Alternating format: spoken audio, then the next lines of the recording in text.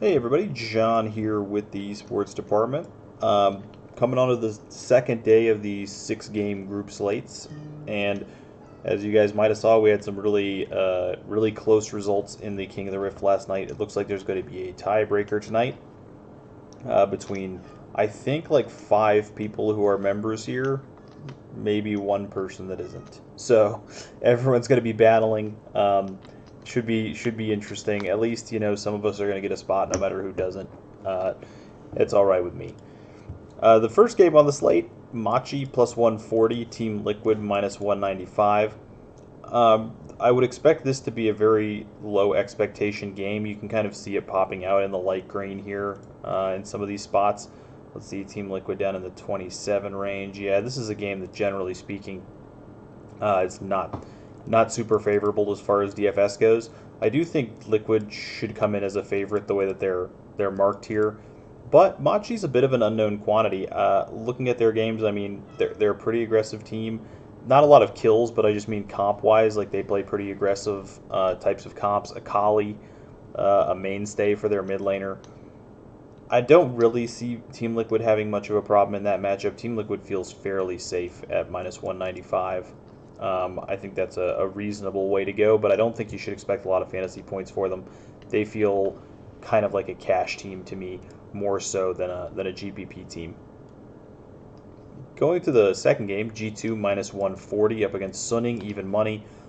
Suning was not one of the bloodier LPL teams, but G2 is obviously G2, one of the bloodiest teams in the entire world.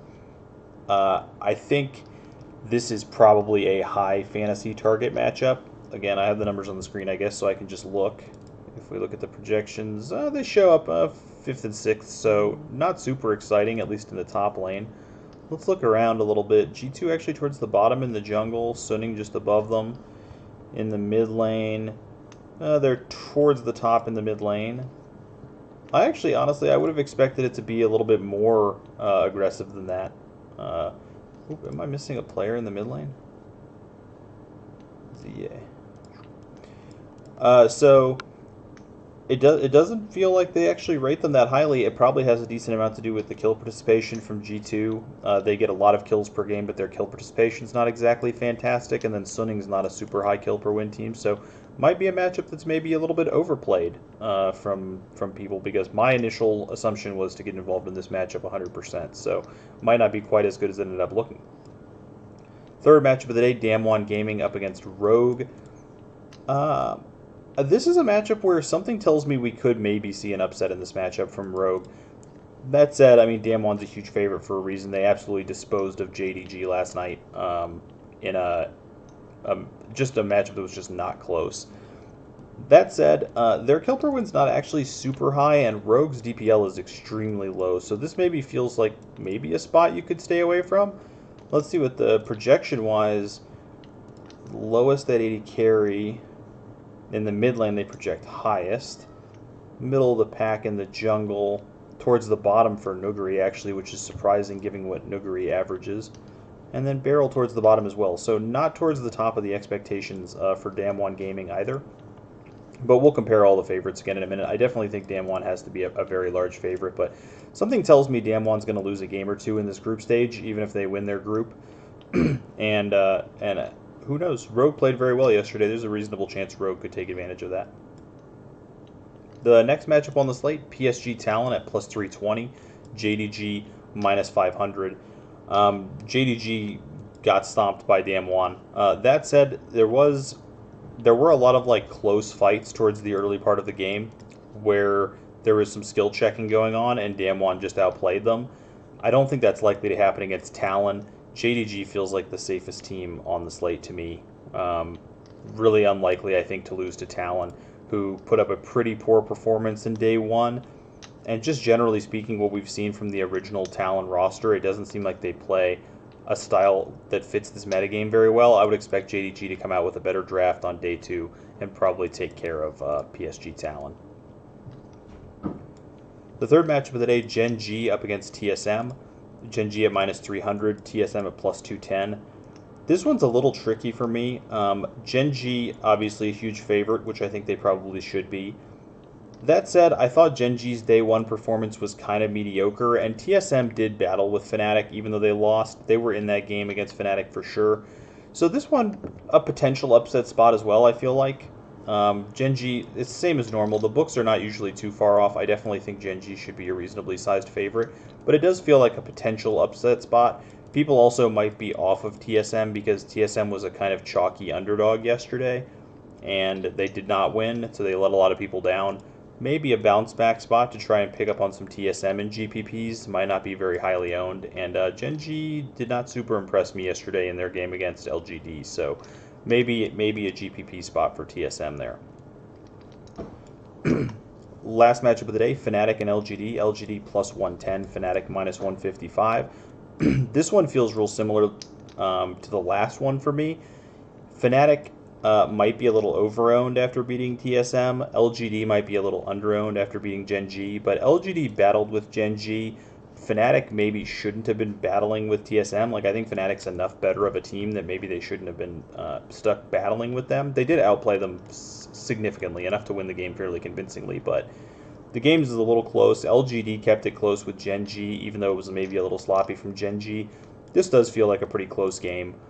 They could kind of go either way. I wouldn't be blown away if Fnatic loses this matchup to LGD here. So LGD making kind of maybe a decent underdog play here. I'm not sure exactly how popular they'll be. I did come up with like kind of a reasonable estimation for possible ownerships here.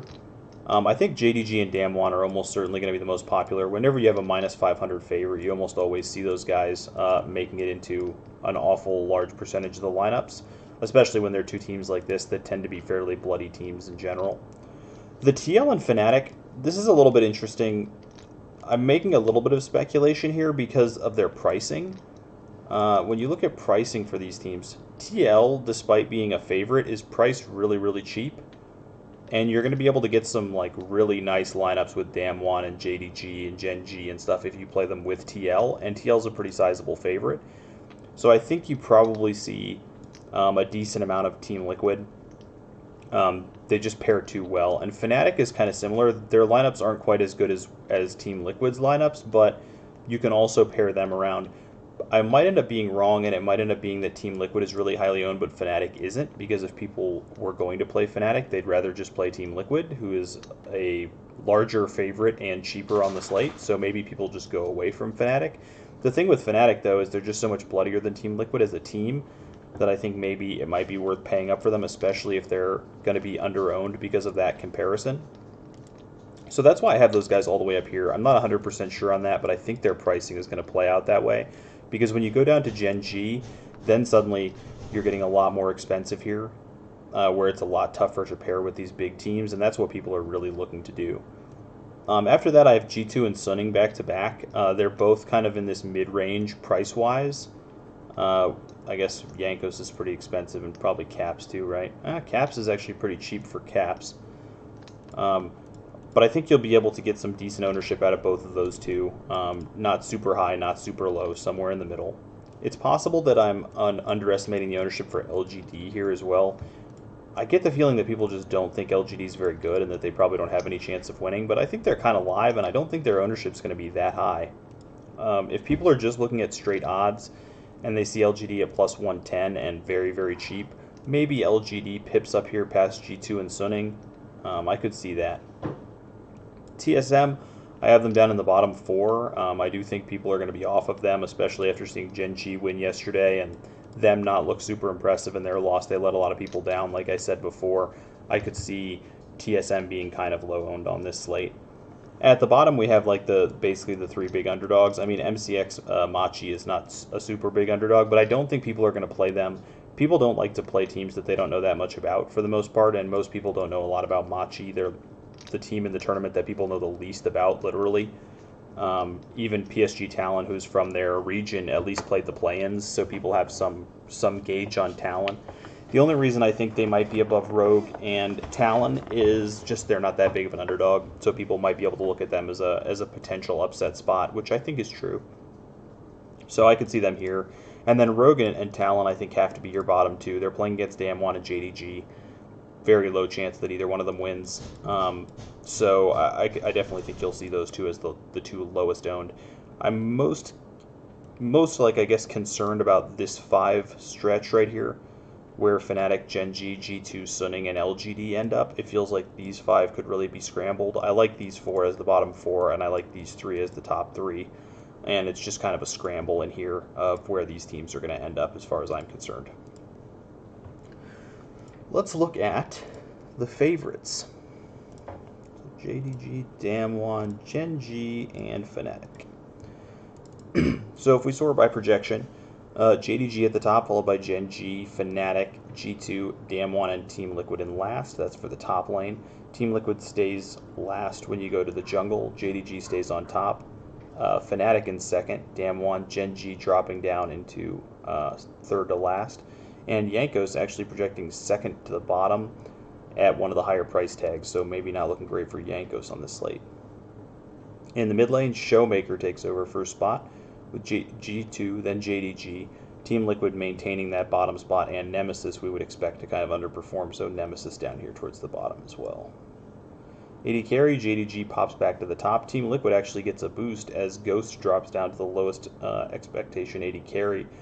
Perks in the middle along with GenG and Fnatic. And JDG maintains it at the support role, followed by G2, GenG, Team Liquid again down towards the bottom, along with Hylissang from Fnatic. So really, I guess it's these 4, JDG, G2, GenG, and Damwon, that are kind of the top 4. Occasionally they dip down, Damwon in last, then AD Carry, and second to last in top lane. So, but in general, I think it's JDG, GenG, and G2. I guess G2 and Fnatic kind of switch around depending on which positions you're going to. But JDG and GenG are the most solidly top 2 teams on the thing, so they make sense as possible plays for the slate. If we were looking at cash game plays for the slate, you want to go with the biggest favorites you can. So you want to get JDG, you want to get Damwon, you want to get GenG. Fnatic at -155. -140 for G2, -195 for Liquid. So I guess TL would be the 4th team that maybe we would look at in here. And how do these pair together? So let's say we wanted to do JDG and Damwon.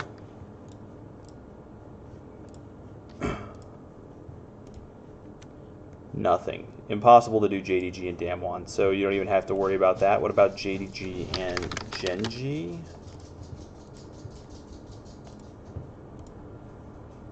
You can get a 215.8 out of JDG and GenG. What about JDG and Team Liquid? A 216.9.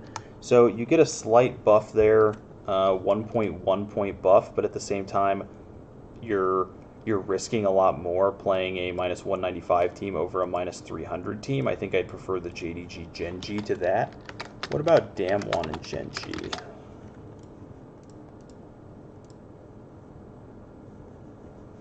Gotta lose track of where I'm at here. 209.2 there, so a lower expectation. What if we went with Damwon and Team Liquid?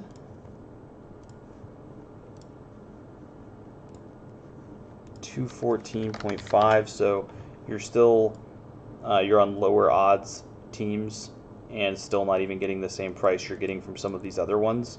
So that probably is not where I end up going. And then GenG TL would be the last one. This is the, so you get 219.9. So that's your highest expectation, but you're playing the 2 least likely to win teams of the 4.